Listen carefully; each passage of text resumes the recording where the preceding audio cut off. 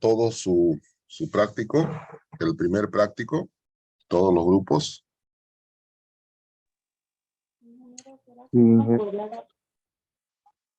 Sí, presentaron todos. Ya, he visto algunos de ellos hoy día y hay algunos trabajos muy buenos, otros no tanto y otros un poco deficientes. Quiero manifestarle de que ustedes en cada trabajo tienen que plasmar el máximo esfuerzo posible, es decir, tienen que aprender a hacer un trabajo prolijo.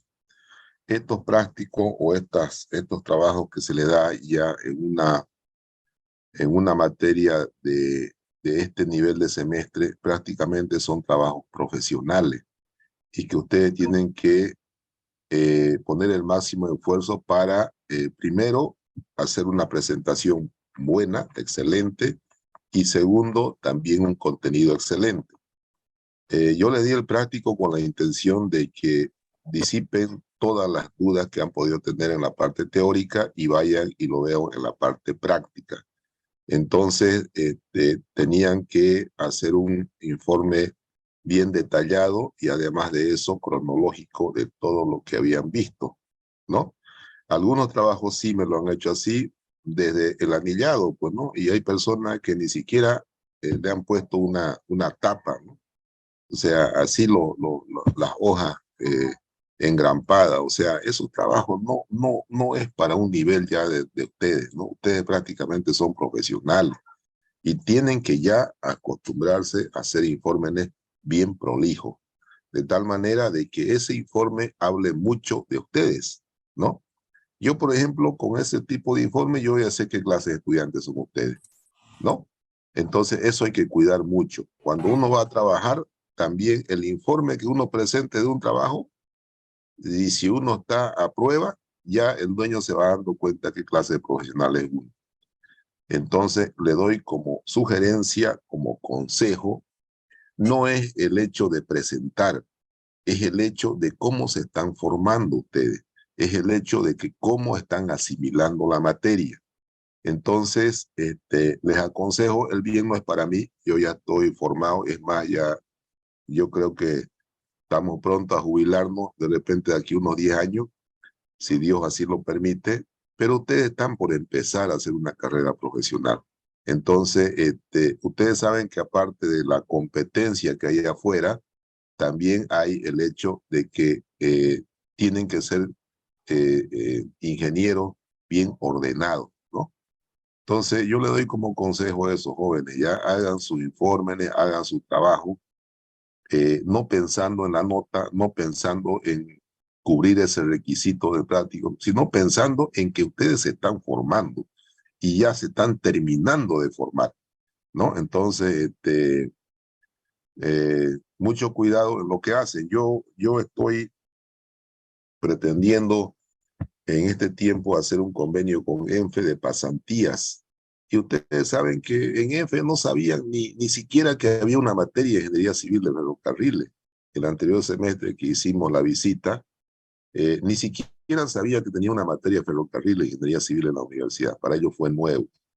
Entonces, estoy queriendo hacer un convenio con la empresa de tal manera que haya pasantes, puede ser uno de ustedes de repente, y ustedes se van a recomendar con su trabajo. Y si no se acostumbran a hacer un buen trabajo, pues obviamente van a hacer o van a ir en desventaja, ¿ya?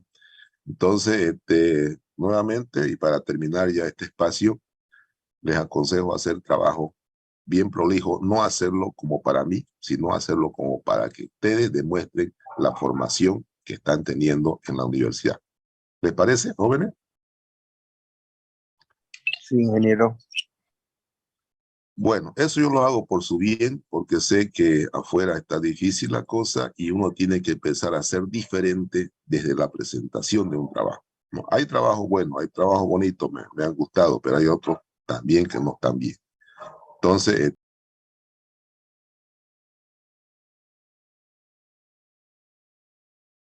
como debe ser. Me gustaría que lo presenten de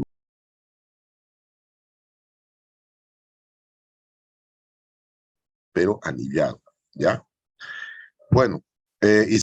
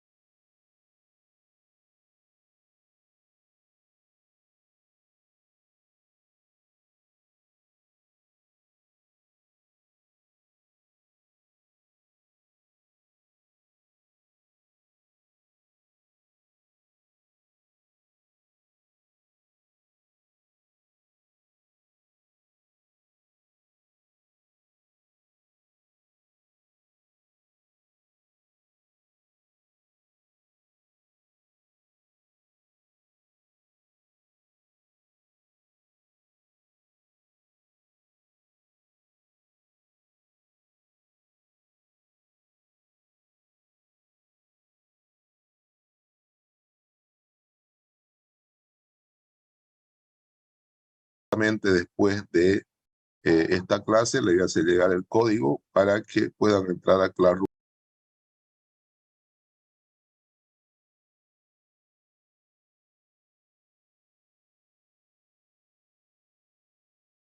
Pone en movimiento hasta resistencia por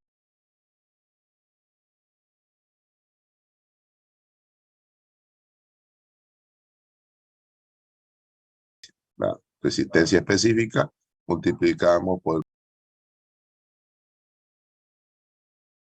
hallamos la resistencia de 4. Bueno,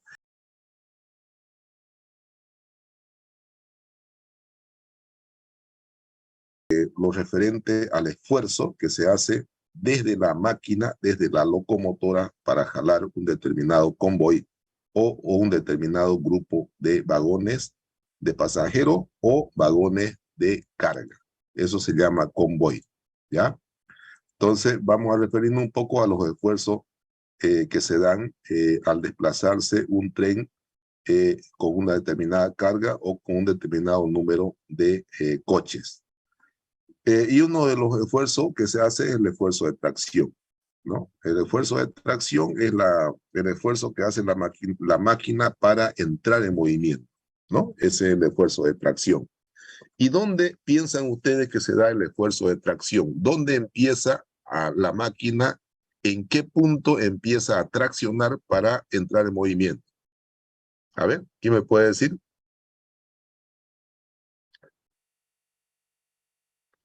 Supóngase que la máquina está parada y agarra, pone la primera marcha y quiere empezar a andar.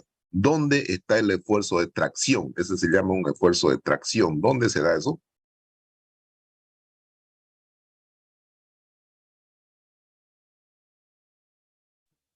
En el arranque, ingeniero. ¿Dónde? En el arranque. No, claro, pero digo yo, ¿en qué parte de la maquinaria, qué parte de la locomotora se da el esfuerzo de tracción? En los aros. Claro, en los aros, las ruedas, ¿no? En las ruedas. ¿Y con qué se topa la máquina al empezar ese esfuerzo de tracción? La riel, que hace un efecto de adherencia, ¿no? O sea, la rueda está adherida al riel. ¿Por qué está adherida al riel? Por el peso de la locomotora o peso de los vagones, ¿no? Entonces, cuando hace un esfuerzo de tracción, es decir, cuando acelera, se topa con el primer obstáculo, que es vencer la fuerza de adherencia. Entonces vamos a hablar un poquito sobre las nociones de adherencia, ¿no? La adherencia, ¿a qué se refiere? a la adherencia entre la rueda y el riel. Esa es la adherencia que hay, que tiene que vencerse para entrar en movimiento o para vencer ese esfuerzo de tracción. La adherencia impone un límite al esfuerzo de tracción ejercido en los aros de la locomotora a una velocidad dada. Si este límite es superado, ¿qué pasa si el límite de adherencia es superado? Si ya no hay adherencia entre la rueda y la riel, ¿qué pasa?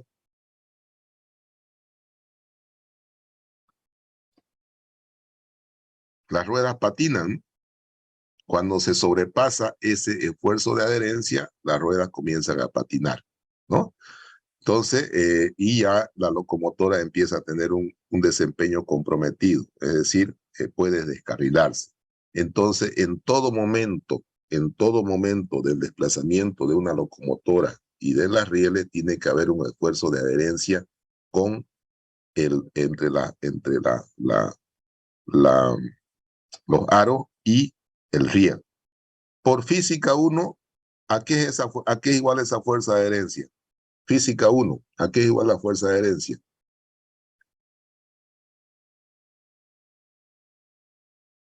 ¿No se acuerdan de física 1?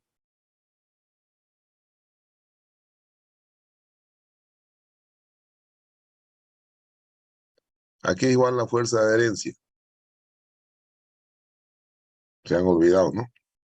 A su peso por el coeficiente de... Así es.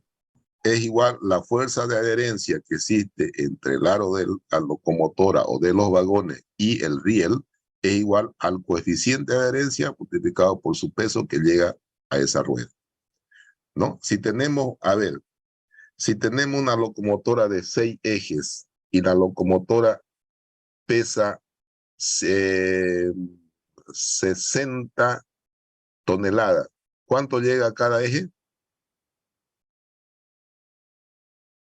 Habíamos visto en la anterior clase. 10. ¿Cuánto llega a cada rueda? 10. A cada rueda.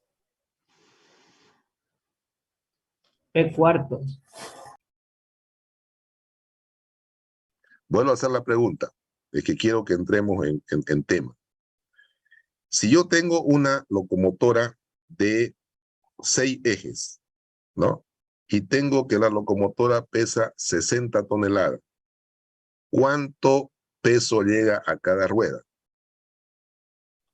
P sobre 6. P sobre 6 llega a cada eje. ¿Cuánto llega a cada rueda?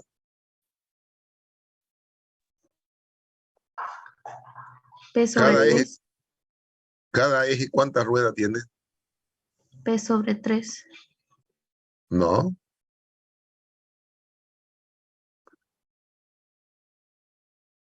Vuelvo a reiterar la pregunta. Vamos a hablar genéricamente. Tengo una locomotora de 6 ejes. La locomotora pesa 60 toneladas. ¿Cuánto de peso le llega a cada rueda? 5, ingeniero. 5, pues. Le llega P doceavo. P doceavo. ¿Sí o no? P sexto le llega a cada eje, porque son 6 ejes, pero cada eje está compuesta de dos ruedas. Entonces le llega la mitad del P sexto, que es P doceavo. ¿Cuánto es eso? 5, ¿no? ¿Sí o no? ¿Sí? Sí, ingeniero. Ya, entonces la fuerza de adherencia es igual al coeficiente de rozamiento que está dada para ese tipo de superficie de acero multiplicado por el peso que llega a esa rueda. Entonces esa es la fuerza de adherencia que existe entre la rueda y el riel. ¿Está claro hasta ahí? ¿Está claro hasta ahí o no? Sí, ingeniero. Sí, ingeniero. Ya, aquí se lo voy a mostrar más. Había un dibujito por aquí. Aquí está, mira. Esta es la fuerza de tracción, CM, que ante el sistema de tracción que viene desde el motor, acelera esto y esto tiende a moverse, ¿no? Esta rueda, que se mueve con un par, le dije yo en la anterior clase, ¿no? Que es este par, ¿no? Genera un par, que viene a ser estas dos fuerzas. Entonces, esas dos fuerzas generan el movimiento de tracción de la rueda. Pero a esta fuerza que está aquí sobre este plano se opone esta otra, que es la fuerza de adherencia, ¿no? Esta quiere ir para allá, pero esta la jala por la adherencia. Esta fuerza de adherencia es igual a coeficiente de adherencia entre las dos superficies multiplicado por el peso que llega a la rueda. ¿Está claro, jóvenes? ¿Se entendió? Ya. Bueno, esa es una explicación esquemática de lo que pasa con la fuerza de adherencia entre la rueda y el riel. Vamos a ver, aquí esto es parte de la teoría que explica lo que he explicado para esta fórmula. Vamos a ir un poquito adelantando. Determinación experimental de las curvas de adherencia. Se han realizado numerosos ensayos para determinar la adherencia de las ruedas de los vehículos a la superficie de rodado de los rieles, graficando los resultados de los esfuerzos de tracción inmediatamente anteriores al patinaje, ¿no? Antes que patine, ahí ya no hay adherencia, es decir, se ha generado una curva antes de que llegue al patinaje de la rueda. Cuando hay patinaje ya no hay adherencia, ¿no? Para diferentes velocidades. De estos ensayos se obtiene una nube de puntos que cubre una inmensa región de dispersión del plano esfuerzo versus velocidad. Esta región está limitada por dos envolventes correspondientes a las condiciones de adherencia en el riel seco y mojado respectivamente, pudiéndose deducir una curva media como indica la figura 2.4. Bueno, fíjense, esta es una gráfica donde muestra la velocidad con que van los trenes, ¿no? Las diferentes velocidades. Y aquí está la relación entre la adherencia cuando va en movimiento dividido entre la adherencia inicial, cuando empieza el movimiento. Cuando va en movimiento, ese tren, su adherencia es diferente a la que se dio cuando ese tren empezó a andar. La pregunta es, ¿cuál de ellas es mayor? El coeficiente de adherencia que se manifiesta cuando el tren está en movimiento o el coeficiente de adherencia cuando el tren está en reposo. ¿Cuál es mayor?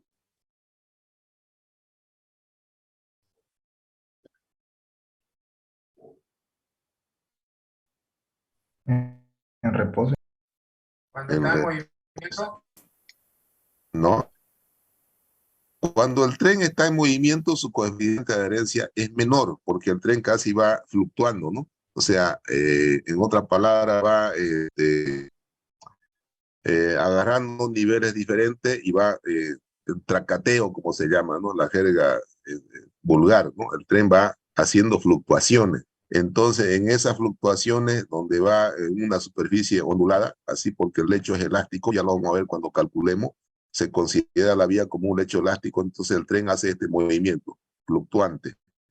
Entonces, la adherencia ahí es menor. Siempre la adherencia o el coeficiente de adherencia que se da en las ruedas respecto a las rieles en un tren en movimiento, esos coeficientes son menores al que se dio cuando el tren arrancó. Cuando el tren arranca, se presenta un coeficiente de adherencia mayor. Entonces, esta relación siempre va a dar mayor a 1 o menor a 1.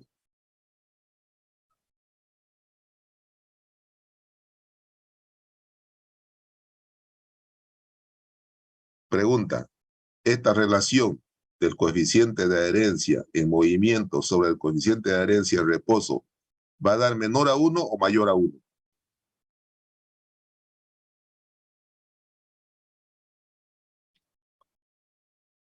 Menor a 1, dije. Claro, menor a 1 porque este siempre va a ser menor al del reposo, pues entonces va a dar una relación menor a 1. Multiplicado por 100, aquí está en porcentaje, me da esta columna, ¿no?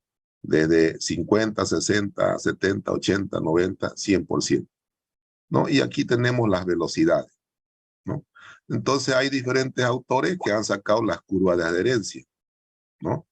Y aquí esta curva para diferentes autores, fórmula de Parodi, Nubión, fórmula de Nussbaum, esto han graficado cada uno de ellos, pero son parecidas, fíjense, las curvas de adherencia. ¿Qué quiere decir esto? Que a mayor velocidad, La adherencia es, fíjense acá, a velocidades mayores, cualquier curva que tenemos, la velocidad es menor. A velocidades menores, la adherencia es mayor. O sea que un tren, mientras más lento vaya, tiene mejor adherencia con la riel. Mientras más velocidad tenga el tren, tiene menor adherencia con la riel. ¿Se entiende o no, jóvenes? Sí, Sí, ingeniero. ¿Se ingeniero. entiende? ¿Se Se entiende? entiende. Ya. Para cualquiera de las fórmulas, fíjense. Esta es la fórmula de adherencia. Para velocidades mayores, esta, si agarramos la azul, velocidades mayores, menor adherencia.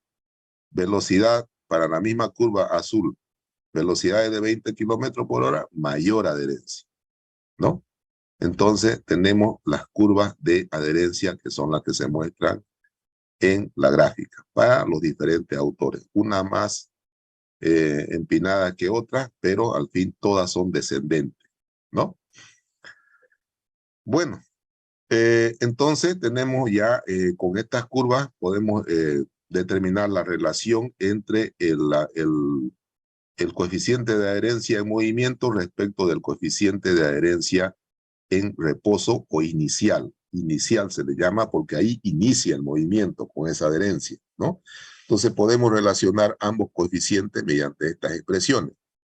Novión relaciona para dos tipos de situaciones, para eje desacoplado y para eje acoplado. En realidad esto es para otros países de Europa, donde ¿a qué se le llamará desacoplado? ¿A qué acoplado? Nosotros utilizamos aquí la fórmula de Parodi, ¿no? Entonces, tenemos, fíjense, la relación entre el coeficiente para una situación, entre el coeficiente en movimiento respecto al coeficiente en reposo o inicial, dependiendo de la velocidad que vaya, ¿no? Digamos, aquí es 20 kilómetros por hora y aquí tenemos el coeficiente inicial, podemos hallar el coeficiente para esa velocidad. Por ejemplo, aquí tengamos 30 kilómetros por hora, sabemos el coeficiente inicial porque siempre es dato, podemos determinar el coeficiente de adherencia para esos 30 kilómetros por hora. Nosotros tomamos o vamos a tomar para todo nuestro trabajo Parodi, ¿no? Tetrel. Estos dos autores, ¿por qué? Porque es una sola fórmula y es la que se aplica aquí en nuestro caso en Bolivia, ¿no? ¿Qué dice? Que el coeficiente, ¿no? El coeficiente de adherencia en cualquier momento o a cualquier velocidad es igual al coeficiente inicial multiplicado por 1 sobre 1 más 0.01 de la velocidad. Si va a 20 kilómetros por hora, sabemos el coeficiente de adherencia inicial, calculamos el coeficiente de adherencia para 20 kilómetros por hora. Si el tren va a 50 kilómetros por hora y sabemos el coeficiente inicial, porque ya es dato, entonces podemos calcular el coeficiente de adherencia para esa velocidad de 50 kilómetros por hora, ¿no? Donde mu sub 0, el coeficiente de adherencia inicial o en reposo, mu, coeficiente de adherencia global, es decir, para la velocidad que nos pidan, b, la velocidad en kilómetros por hora, aquí hay que poner velocidad en unidades de kilómetros por hora, y d es el diámetro de la rueda, si el caso utilizamos esta fórmula. Pero hemos dicho que no vamos a utilizar ninguna de estas dos, la de arriba ni la de abajo, vamos a utilizar la de Parodi, ¿no? Para nuestro cálculo. ¿Quedó claro, jóvenes? Sí, ingeniero. ¿Alguna duda? ¿Alguna pregunta? Bueno, ya vamos a ver, hacer ejercicio. También ahí existen otras situaciones para trocha, ¿no? Vía con una trocha ancha, ¿no? Mayores a 400 metros de radio, de curva. También podemos obtener los coeficientes de adherencia en función del radio, ¿no? Vía de trocha métrica con radio de curva mayor a 500, también podemos obtener. Vía de trocha métrica con radio de curva menor a 500 metros, también podemos tener en función del radio para curvaturas, ¿no? Donde haya curvaturas podemos obtener con esta fórmula. Ya vamos a hacer ejercicio, pero en recta y horizontal vamos a ocupar Parodi, ¿no? Y en curvas podemos utilizar esta fórmula de acuerdo a las características de su radio, ¿no? Bueno, Esta es una gráfica de velocidad versus adherencia, ¿no? Y tenemos dos zonas claramente identificadas. La zona del riel seco, que es la parte de arriba de esta curva media. Esta es la zona de riel seco y esta es la zona del riel húmedo. Fíjense ustedes que la adherencia para una cierta velocidad, por ejemplo, 100 kilómetros por hora, si estamos en la zona del riel que está húmedo, si ha llovido y ese riel está húmedo, fíjense, su coeficiente de adherencia es menor que si el riel está seco para 100 kilómetros por hora, ¿no? Coeficiente de adherencia siempre es mayor cuando el riel está seco. Cuando el riel está húmedo, coeficiente de adherencia menor para una misma velocidad. Y eso se lo puede, por lógica, se lo puede asimilar, ¿no? Entonces se distingue dos zonas claras de situaciones donde podemos conocer el coeficiente de adherencia entre la rueda y el riel. Bueno, vámonos a valores de coeficiente de adherencia. Aquí fíjense, se presentan valores de coeficiente de adherencia de locomotoras. Esto es para locomotoras. De acuerdo a las características de la locomotora, podemos asumir un coeficiente de adherencia inicial. Aquí están los coeficientes de adherencia inicial. Aquí se ve mu sub c, dice, ¿no? Pero es mu sub 0.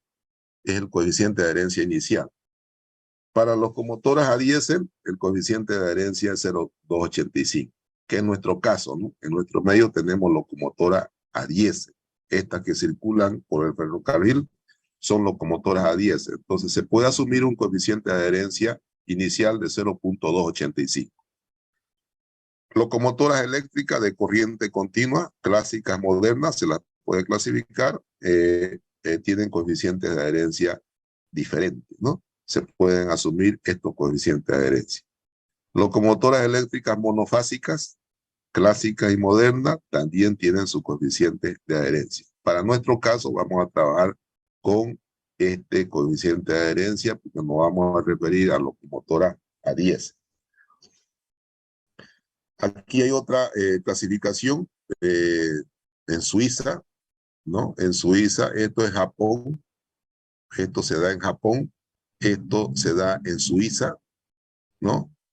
Aquí locomotoras clásicas, locomotoras modernas, están en su coeficiente o rango de coeficiente de adherencia inicial, ¿no? Tanto para las locomotoras clásicas como las modernas. Las clásicas son las que tenemos aquí en Santa Cruz, ¿no? Entonces se puede asumir también estos valores, pero esto es para la norma suiza. Nosotros vamos a asumir la japonesa, esta de acá, ¿ya? Este valor lo vamos a asumir. Entonces hay un rango también para coeficientes de adherencia inicial, tanto para locomotoras clásicas como para las modernas. En el Reino Unido, locomotoras con lijadoras, no sé cuál será, pero también tienen coeficiente de adherencia inicial, locomotoras sin lijadoras, ¿no? También en Francia, fíjense, tiene su coeficiente de adherencia, y bueno, así para otros países también su coeficiente de adherencia inicial. Nosotros vamos a trabajar con este coeficiente de adherencia. Y si por ahí yo cambio de locomotora, bueno, le voy a decir una locomotora clásica de Suiza. Entonces ustedes me van a tener que asumir este dato, ¿no?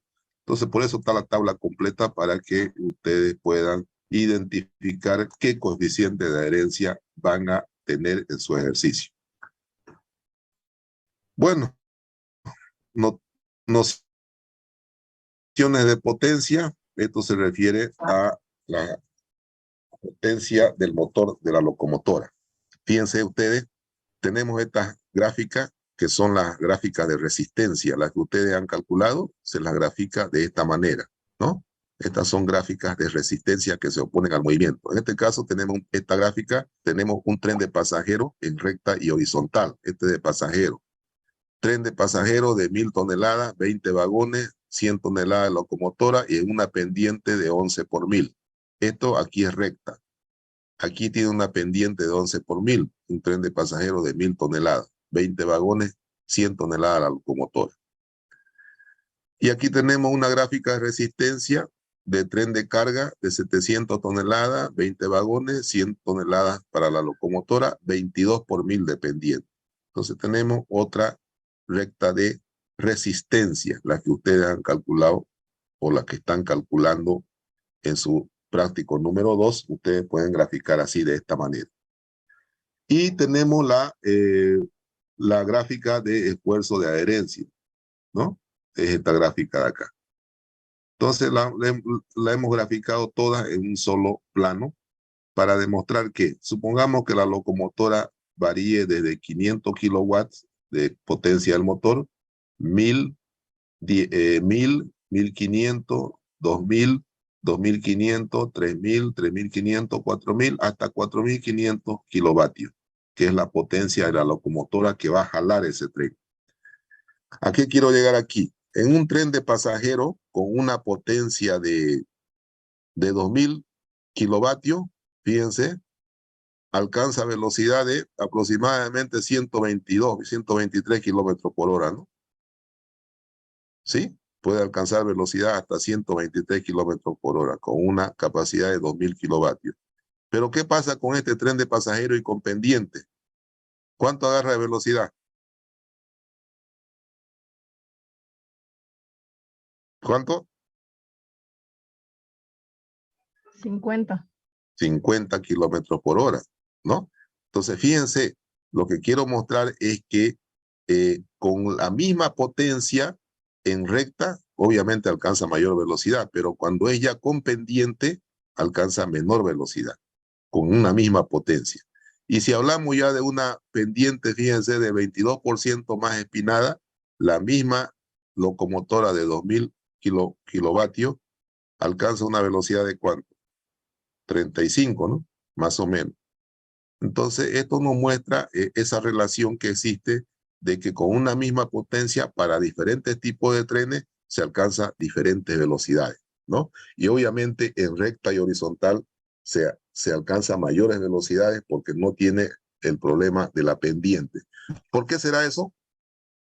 ¿Quién me puede decir?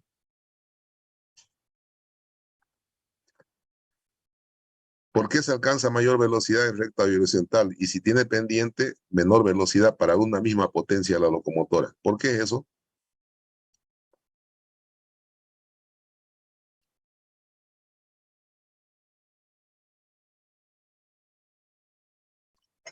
¿Nadie?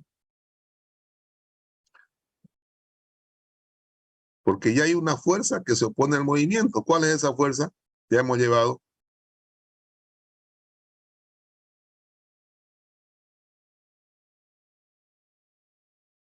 ¿Cuál es esa fuerza que se opone al movimiento? La fuerza centrífuga. No, La de adherencia. no. Fíjense aquí. Se lo voy a plantear otra vez el problema. Para 2000 kilovatios de potencia de una locomotora del motor, en recta y horizontal yo alcanzo una velocidad aproximada de, para 2000, ¿no? Para 2000 estábamos, ¿no? De 123 kilómetros por hora. Pero con la misma potencia de la locomotora, en un tren de pasajeros de 100 toneladas, con 20 vagones, y que la locomotora pesa 100 toneladas, y 11% de pendiente, yo agarro una velocidad de 50 kilómetros por hora. ¿Por qué agarro? ¿Por qué tomo velocidad menor para una situación con pendiente? Aquí está, mira, la respuesta.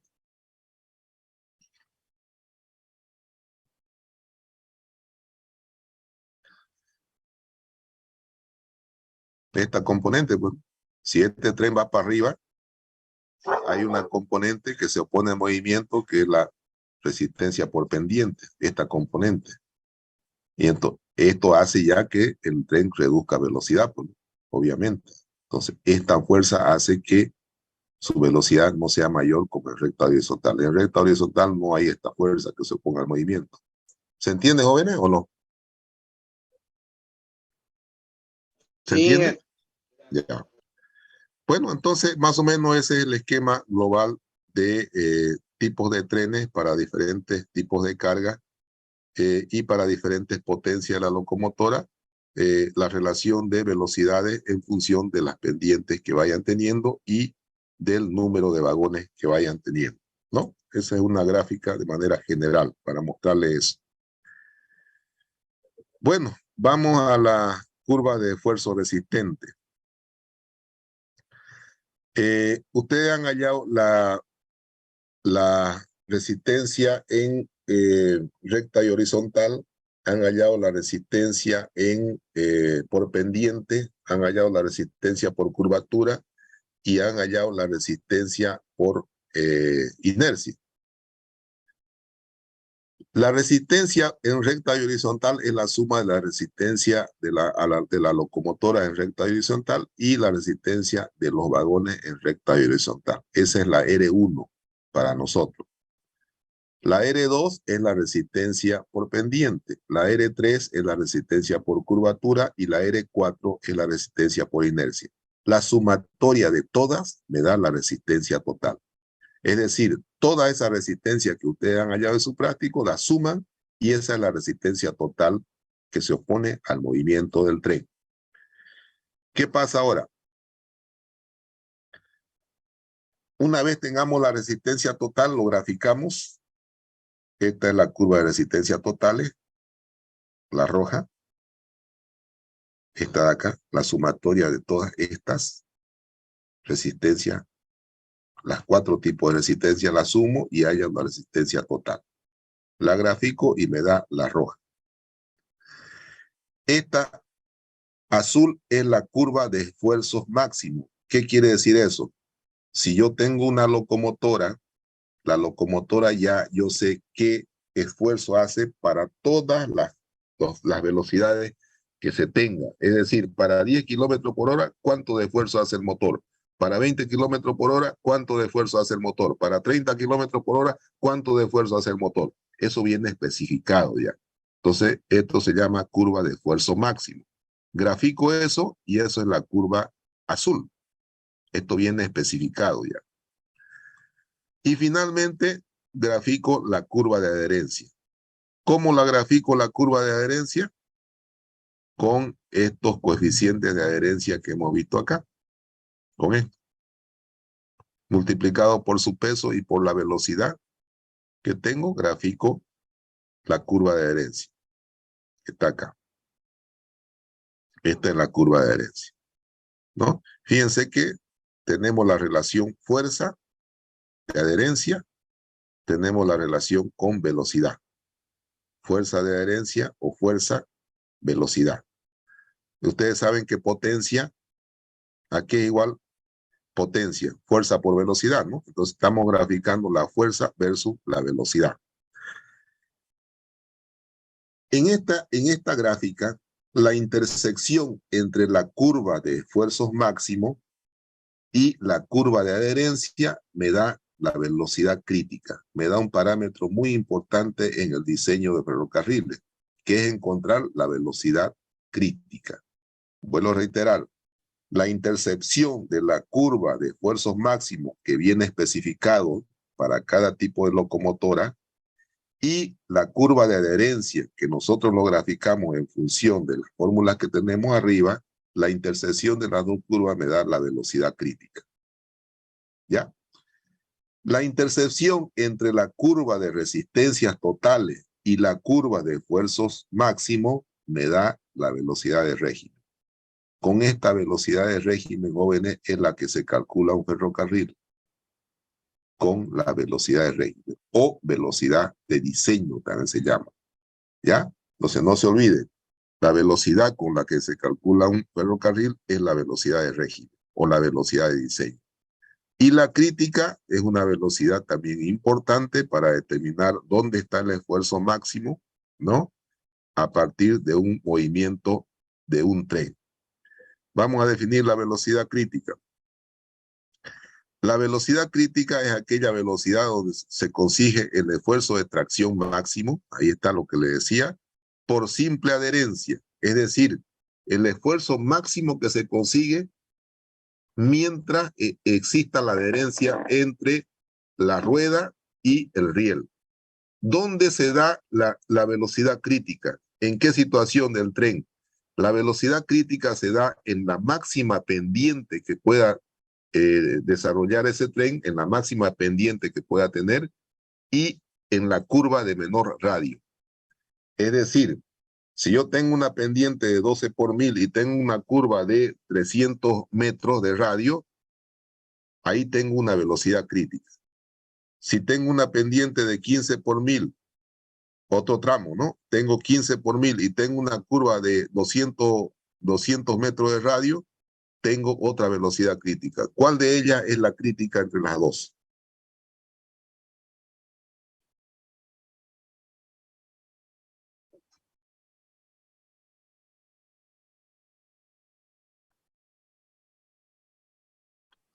Disculpe, Vuelvo a ¿lo hacer puede la pregunta. repetir?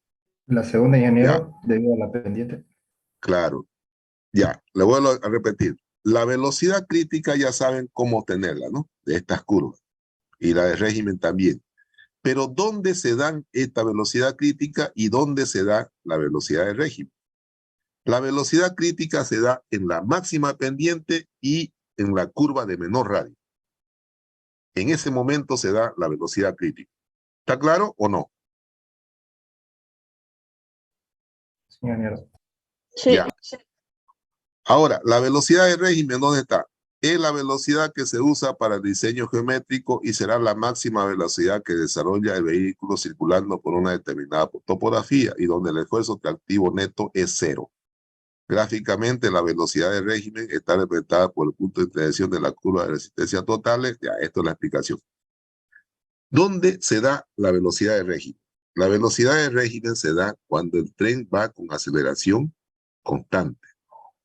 O sea, llega a un punto donde ella ya todo el... O sea, imagínense una subida de 15 por 1000, digamos. Imagínense que va el tren ahí, va jalando, va traccionando, va haciendo un esfuerzo y llega a una recta horizontal. Entonces el tren hace la intersección entre la pendiente y llega a la recta horizontal y ahí se vaya con velocidad constante, aceleración cero, ¿no? ¿Sí o no? ¿Sí? Sí. Ya, ¿No entonces sería una en ese velocidad de momento, régimen, ingeniero? ahí agarra la velocidad de régimen. Es decir, cuando ya no tracciona, cuando ya no existe fuerza de tracción y el tren se va con velocidad constante. En otras palabras, ese tren va yendo por inercia, ¿no? ¿Sí? Entonces, esa es la velocidad de régimen. No sé si quedó claro. Sí, ingeniero. Puedo reiterar para que quede bien claro. Ya saben hallar, con los datos que ustedes tengan, ya saben hallar las curvas y saben hallar la velocidad crítica y la velocidad de régimen. Pero otra cosa es saber dónde se dan esas velocidades. Y se lo explico, ¿no? La velocidad crítica se da en la mayor pendiente del trayecto que está recorriendo un tren, en el punto de mayor pendiente y la curva de menor radio. Ahí se da velocidad crítica. Y la velocidad de régimen se da cuando ya no existe esfuerzo de tracción, es decir, esfuerzo de aceleración de la máquina, y entra a una zona de velocidad constante, es decir, aceleración cero. Ahí se da la velocidad de régimen. ¿Está claro, jóvenes?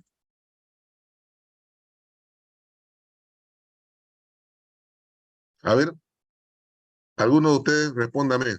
¿Dónde se da la velocidad crítica? En la máxima pendiente y en la curva menor de radio. En curvas menores. Ya, en el punto de máximo pendiente y curva de menor radio. Está bien. ¿Dónde se da la velocidad de régimen? Cuando alcanza una velocidad constante y no hace esfuerzo de tracción. Exactamente. Cuando existe tracción cero, para resumir, cuando existe esfuerzo de tracción cero y velocidad constante. Esa es la velocidad de régimen. ¿Quedó claro? Sí, ingeniero. ¿Quedó claro? Bueno, le puedo preguntar en el examen entonces, ¿no? Si no lo han grabado, ya están listos. Bueno, vamos a referirnos ahora a potencias específicas de la locomotora, ¿no? También la locomotora para agarrar todo este esfuerzo de tracción y poner en movimiento al tren, tiene una potencia interna, ¿no? Que se la define como en física 100. La potencia de esa locomotora es igual a la fuerza ejercida por la velocidad dividido entre 270, ¿no? Así está definida la potencia de una locomotora, ¿no? También podemos definir potencias de adherencia. La potencia de adherencia. ¿Dónde se da la potencia de adherencia? ¿Quién me puede decir? Entre las ruedas y el riel. De la rueda y el riel. Se da también una fuerza de adherencia y así también se da una potencia de adherencia también entre la rueda y el riel. Que es igual a P sub A por mu sobre 270. Fíjense que es parecido a esto, ¿no? Multiplicado por la velocidad a la cual se quiere sacar la potencia de adherencia sobre 1 más 0.01 de B. Esta viene a ser la fórmula de Parodi, ¿no? Entonces, la potencia en la llanta, la potencia de adherencia entre la rueda y la riel, hay una potencia de adherencia en ese punto, se la toma en HP, es igual a P sub A por mu sobre 270, paréntesis, velocidad 1 más 0.01 de B. ¿Qué es P sub A? Peso de la locomotora. Peso de la locomotora. F, esfuerzo máximo teórico, se refería a este de acá, ¿no? Pero si estamos explicando esto, coeficiente de adherencia en ese punto, ¿este es el inicial o no es el inicial?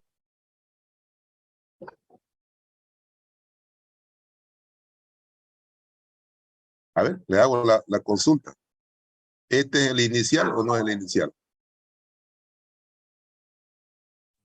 No, no es el inicial, ingeniero.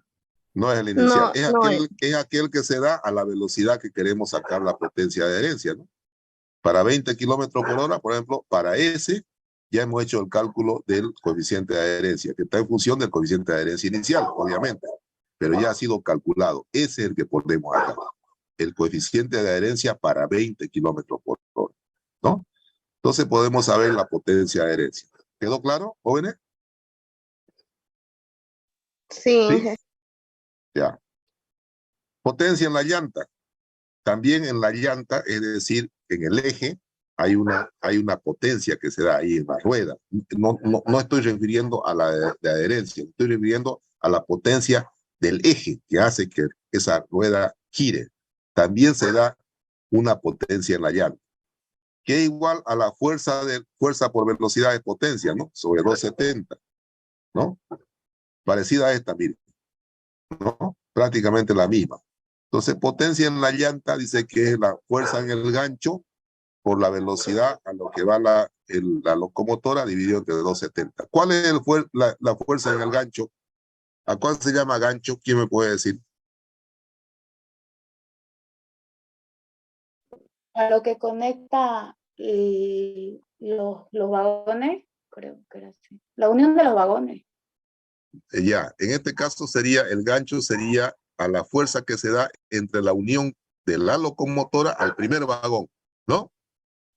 Sí, efectivamente. No me supe Ya, explicar. entonces, esta fuerza en el gancho viene a ser la fuerza que se da en la unión entre la locomotora y el primer vagón, porque ahí se da el esfuerzo, ¿no? Para que tironee todos los vagones que vienen atrás. Ahí se da el esfuerzo mayor, en la unión de la locomotora con el primer vagón. Esa es la fuerza en el gancho, multiplicado por la velocidad a la que queremos saber, dividido entre 270, ¿no? Esa es la potencia en la llanta. Potencia de resistencia.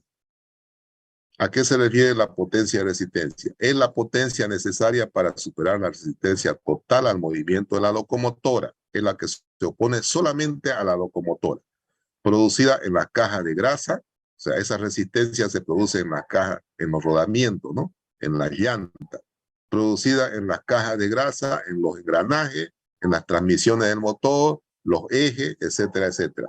Todo lo que se opone al movimiento de la locomotora. Esa es la potencia de resistencia. Está en función del rendimiento del motor, obviamente, y a la resistencia que tendrá que sobrepasar para realizar el movimiento, según la ecuación. Aquí está la ecuación. Potencia de resistencia va a ser igual a R por B sobre 270 por K sobre mu. ¿Qué es R? Resistencia total de la locomotora. Todo lo que se opone a la locomotora.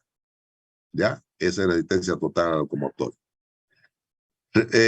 P viene a ser potencia de resistencia, mu rendimiento del motor, B viene a ser la velocidad a la que queremos sacar la potencia Y K viene a ser un coeficiente de servicio que es dato. En su momento le vamos a dar ese dato.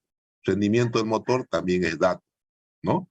Entonces, la potencia de resistencia es igual a la resistencia que se opone a esa locomotora por la velocidad sobre 270 K sobre mu, ¿no? Potencia de resistencia. También hay otro tipo de potencia que se da durante el movimiento. Potencia en el gancho. También existe una potencia en el gancho, es decir, en la unión entre la locomotora y el primer vagón. La potencia en el gancho dice que es igual a la potencia en la llanta menos potencia de resistencia. ¿No? Facilito, ¿no? Es igual a esta potencia menos esta potencia. Esa es la potencia en el gancho. Hago la diferencia en los dos y tengo la potencia en el gancho. Esfuerzo tractivo neto, ETN. Esfuerzo tractivo neto. O sea, el esfuerzo, ¿cómo le puedo decir? El esfuerzo libre o neto que hace la locomotora al jalar un tren. Vamos a explicarlo. El esfuerzo tractivo neto es la diferencia del esfuerzo máximo que se puede desarrollar en el aro de la locomotora y la resistencia de esa locomotora en recta y horizontal que ofrece la locomotora y los vagones, como se describe en la ecuación. El esfuerzo tractivo o de tracción neto es igual a la fuerza en el gancho menos RB. ¿Qué viene a ser RB?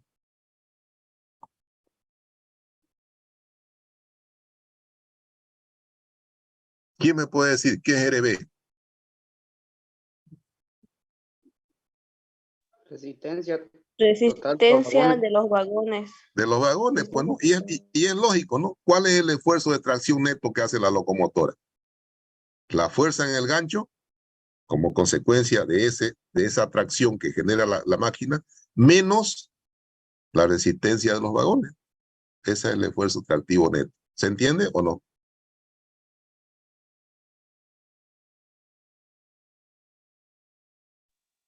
Vuelvo a reiterar. ¿Cuál es el esfuerzo neto que hace la locomotora? El esfuerzo de tracción. Es la fuerza que ella genera, ¿no? En el gancho, menos la resistencia de los vagones. Ese es el esfuerzo neto, ¿no? ¿Y a qué igual la fuerza en los vagones? El esfuerzo último, que viene dado por la potencia de la locomotora, menos la resistencia de la locomotora, ¿ya? La fuerza en el gancho, que no conocíamos, es igual al esfuerzo último generado por la locomotora, por el motor de la locomotora, menos la resistencia de la locomotora, ¿no? Aquí está, fuerza atractiva en el gancho es igual resistencia total de la locomotora en recta y horizontal, que está acá, y FU viene a ser el esfuerzo último de tracción de la locomotora. Y RB, fíjense que es resistencia total de los vagones en recta y horizontal, que está acá, ¿no? Entonces, esa es la explicación de FG. Esfuerzo último que es dado por la potencia de la locomotora menos la resistencia de la locomotora. ¿Cuál es la capacidad de arrastre? También eso se puede convertir en una capacidad de arrastre, es decir, la capacidad que tiene la locomotora de arrastrar todo ese número de vagones. ¿A qué se llama eso? Capacidad de arrastre. Aquí está. Esfuerzo tractivo neto dividido entre RB más R2. ¿Qué significa RB y R2?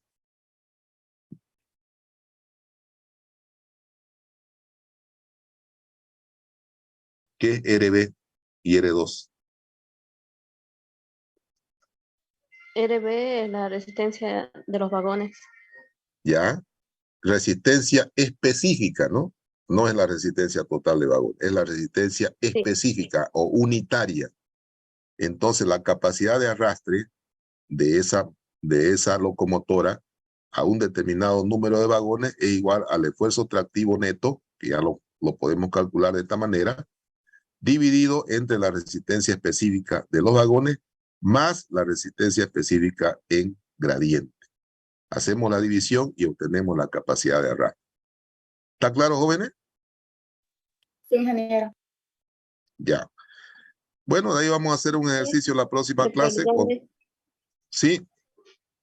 Esa resistencia específica sería, ¿cuál sería? Sería esta. Ahorita se la voy a De mostrar. acuerdo a la velocidad. Sí, ahorita le voy a mostrar cuál es la resistencia específica de los vagones. Está por acá. Lo hemos llevado a la anterior clase. Está por acá, resistencia específica de los vagones.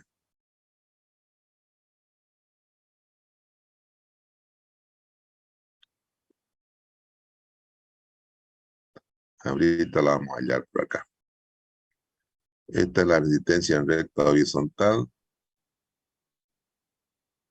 Gradiente, aquí está.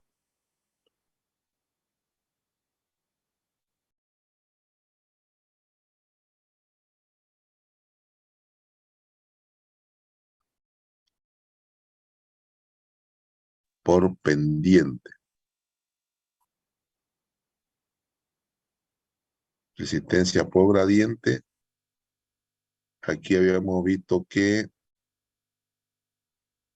las resistencias, esto viene a ser la resistencia, fíjense, aquí habíamos calculado la resistencia R2, ¿no?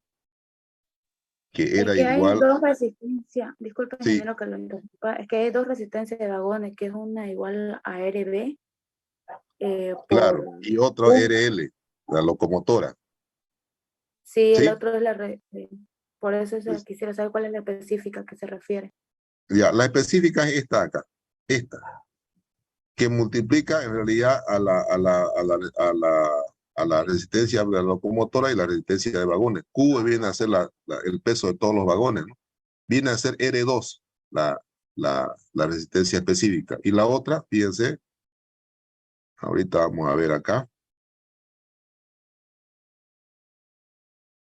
A ver.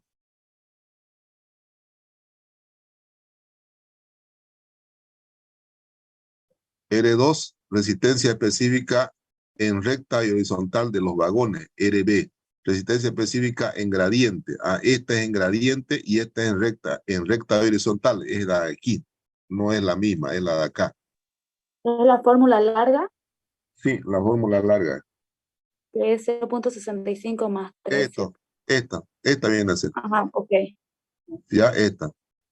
Habíamos dicho que íbamos a elegir esta con caja grasera, ¿no? Esta viene a ser. De vagones. ¿Está bien? Sí, ingeniero. Ya, esta es. ¿Ya? Bueno, con eso hemos concluido el tema de hoy día. Espero que hayan entendido. Lo van a entender mejor cuando hagamos este ejercicio la próxima clase. Pero vayan repasando ya para que ustedes le entiendan la explicación del ejercicio que está acá, que lo vamos a hacer la próxima clase. Además que tiene que ver mucho con lo que ya han hecho el práctico número 2, ¿no? Solamente que vamos a emplear estas últimas fórmulas para hallar la incógnita que nos plantea este ejercicio. Que de todas maneras se lo voy a hacer llegar ahorita al Classroom. Voy a pasar el código para que ustedes lo vayan viendo en el ejercicio, ¿no? Y vayan interpretando y lo terminamos de hacer conmigo la próxima clase. ¿Le parece? Sí, Ingeniero. está bien. Ya. No tengan miedo que todo esto lo vamos a hacer la próxima clase en este ejercicio. Entonces va a quedar súper entendido. Ok, jóvenes, muchas gracias por su atención. Les paso inmediatamente a Classroom este material y le envío el código de la clase. ¿Está bien?